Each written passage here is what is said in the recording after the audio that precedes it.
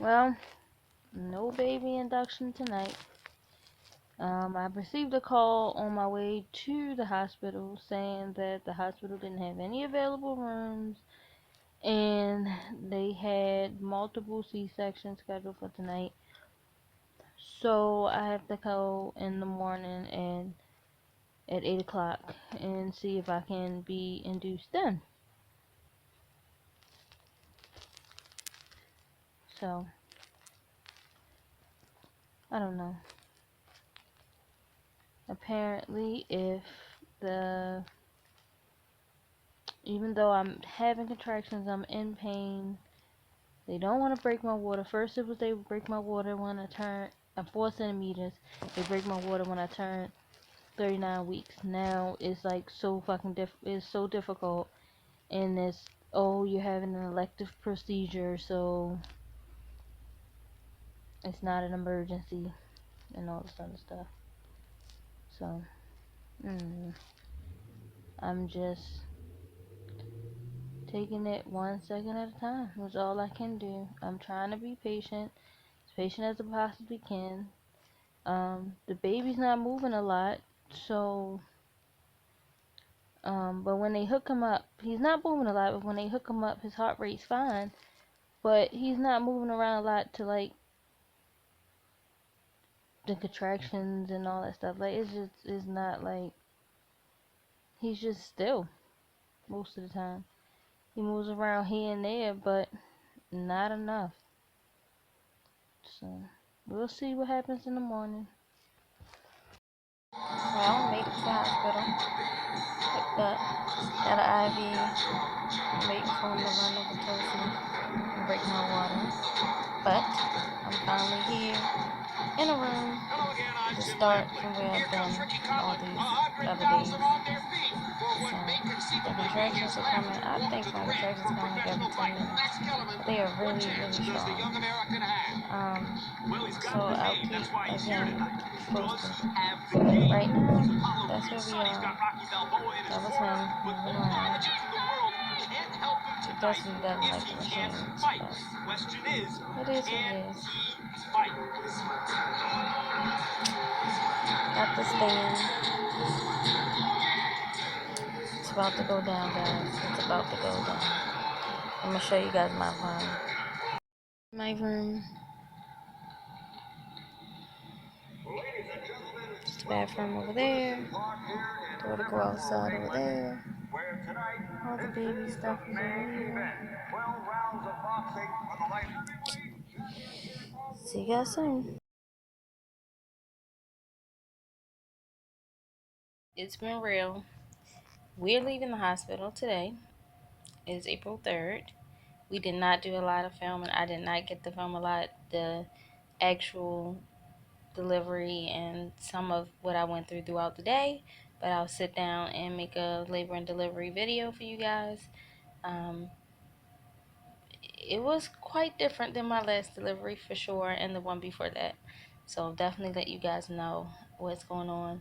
I'm leaving my lovely room. This is my lovely room, my lovely view, which had the most prettiest of the sun rise on this side where I am, so it was pretty nice. I'll let you guys know when we get home. Well, of course it'll be all in one video, but we're going home now, guys. Up and ready to go. Hey, Moo Moo. Say I'm going home to a loud house with all those bad kids.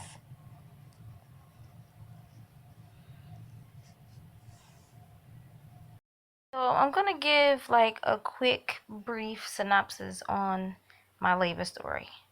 I did not get a chance to take a bunch of video, a bunch of pictures, or any of that, which was disappointing because that's what I really wanted to do this time. At least be interactive with the, in the delivery room.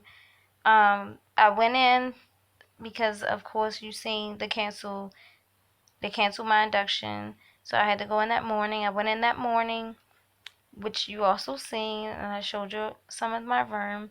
I Started on Pitocin around about 10:30ish in the morning. I was already having contractions. They just always was sporadic and inconsistent and weren't very strong. I come, not I come, but I have a prolapse uterus, which I believe in a previous video I mentioned as well. So instead of my uterus being propped up like it's supposed to be in my body, it sits very low in my birth canal. So with my contractions coming and getting stronger and getting stronger, the pains, were very intense because they were low in my abdomen. At some points, it was hard for them to monitor my contractions and the intensity just because of that as well. They always measure high up for your contractions, but mine's always come low or they come in my back, which really, really sucks because, again, my uterus is low. So around about 2, they came and checked me. So I was on Pitocin for about 4 hours before they came and checked me. Of course, I'm being monitored by the nurse, and she's monitoring my contractions, monitoring consistency, moving my Pitocin up because our goal was to get them to be, those intense active labor contractions. Doctor came in and checked me. I was 5 centimeters, which was good. Now we're active labor. We can get things moving. She came back in. I think they checked me another 3 hours, maybe 4. I can't remember right now. So they either checked me, let me see, it was 2, 3, 4, 5. It was 4. So she checked me 2 hours. I was 6 to 7 centimeters, which was great. Was it 6 to 7? I'm trying to think of the time. No, she did 4 hours. So she checked me at 2. She checked me again at 6. I was 6 to 7 centimeters.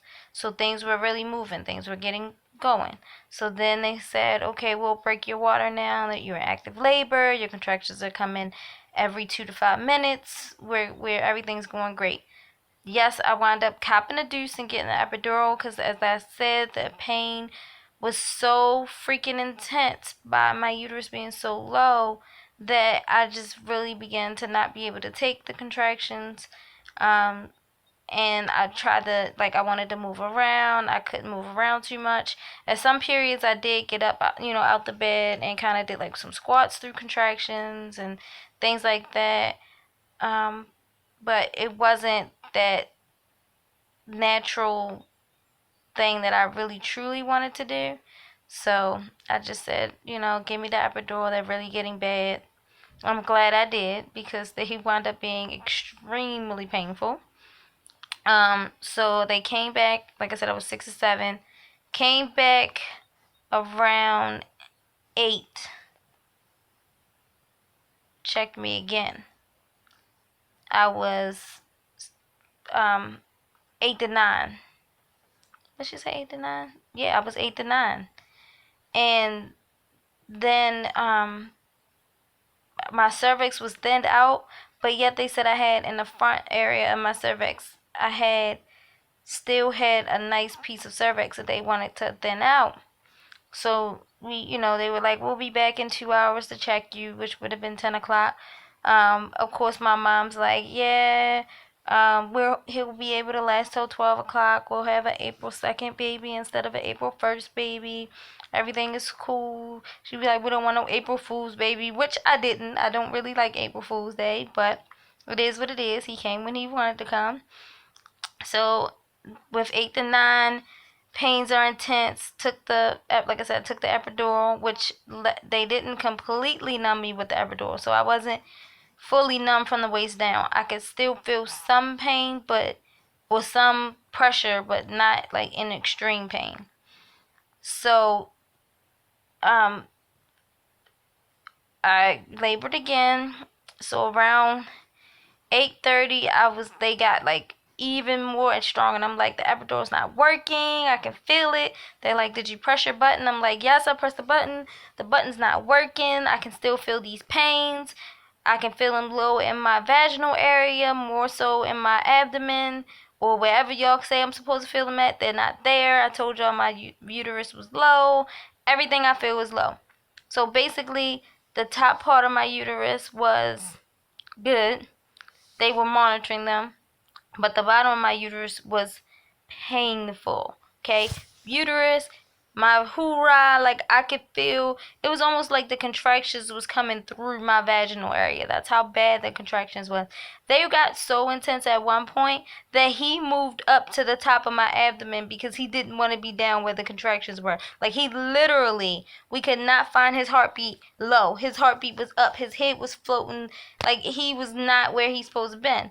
But as we got to that 8, 9 o'clock hour, he wound up moving down. But once he started moving down, man, he was down. He was coming full force, like, get me the hell up out of here. These contractions are not right. Something's not right. I was comfortable. Y'all making me uncomfortable. This is ridiculous. So I wound up having the anesthesiologist come in. She came in around 8:45. She went over my epidural. She increased the medication for it, and it took the edge off. It really, really took the edge off. And she was like, by 9:15, you should feel some relief. And I'm so glad that she came when she came, because at 9 o'clock, they was coming in there, because in that 15-minute time frame, this little boy was coming. Like, I was like, guys, he is coming through my butt. He's coming. He needs to come out. He needs to come out. He's coming out now. And they're like, well, Miss Gibson, don't push. I said, I'm not trying to push, but he's pushing. So y'all better figure something out. So they get everybody in there. They're like, okay, you still have this piece of cervix. We're going to have to work our way through it because his head's right there. It was like, okay, we're moving. I'm like, okay, I'm so glad anesthesiologist came, because had she not, I would have completely felt everything, like every single thing, because it was like intense. So 9:17, he comes out. It was that fast. They thought they was coming back in 2 hours. They came back in an hour and 15 minutes, and I went, and he came out. He tore me coming out, so of course I had to be stitched up, which was the first time I ever had that. That was quite an experience. They had to pull my placenta down. They were having issues getting my placenta out, so I had to push, and they were pulling to try to get. She actually went in and scraped my placenta off of my uterus to get it out, because it was so high. My placenta always set high, so she had to go in, and I'm like, did you just stick your hand in there? Did you just stick your hand in there? Like, Miss Gibson, calm down, everything's okay. I'm like, but no, did you just stick your hand in there? And she was like, yes, but everything's okay, everything's okay. I'm like, OMG, you just stuck your hand in there. And then as they're stitching me up, I'm like, are you stitching? Well, they had to stop my bleeding then. So they're like, oh, this is for stopping your bleeding. We had to give you this medication, and da-da-da-da, because I was bleeding, and da-da-da. I got so weak during that short length of time of me pushing him out and them telling me I was bleeding. I luckily did not have to get a blood transfusion, but I was like out of it. Like, I went to sleep and everything. I was so weak after that. I did get to hold him and I did get to feed him, but I didn't hold him and feed him long, because my mind was just so out of it. I was just like, please just, I told his dad, I said, just put him on the table or hold him. Just please just get him, because I'm just not here. So I had to take a nap. I probably slept for about like an hour or two. I don't even remember. I just know it was like extreme tiredness afterwards. They wound up stopping the bleeding. They finished stitching me up, and that's when I was like dozing off and everything. Um, he did not scream when he came out, which worried the doctors. He came out, they set him on me, he just looked up at me, which he's always seemed to have that calm demeanor inside, especially the last like 2 or 3 weeks, because I kept telling him like he's not moving a lot. He doesn't respond to me, like trying to make him move. He's wherever he at, he's comfortable. So he just looked at the nurses. They tried to get him to cry. He just looked at him. They did, when they gave him his vitamin K shot, he screamed for like a second, and then he still went back to not crying. They were like, oh, he's breathing fine and everything like that. He's just not crying. So that was just him. He didn't want to cry, but Lord, does he cry now that he's home. Jeezy peasy. But he's just very demandful. If he wants to eat, he wants to eat now. If he's wet or dirty, he needs to be changed now. He doesn't have time to wait for anybody. He needs it done on cue. But, I mean, it wasn't the worst birthing experience, and it wasn't the best. but I am lucky it went the way it went and not so bad. But I probably say between 12 hours was my total labor from start to finish was 12 hours I was out. Um, but I mean, it was great. I mean, if I can't remember right now, remember if I missed anything, if I missed anything, or you have any questions about anything that I didn't say, just leave a comment at the bottom and I'll answer your questions. I'm very fine with answering those.